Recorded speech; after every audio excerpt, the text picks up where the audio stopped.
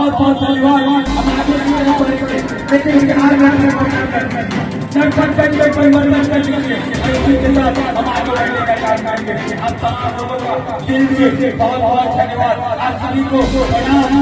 नाम लेते हुए जय हिंद, जय भारत।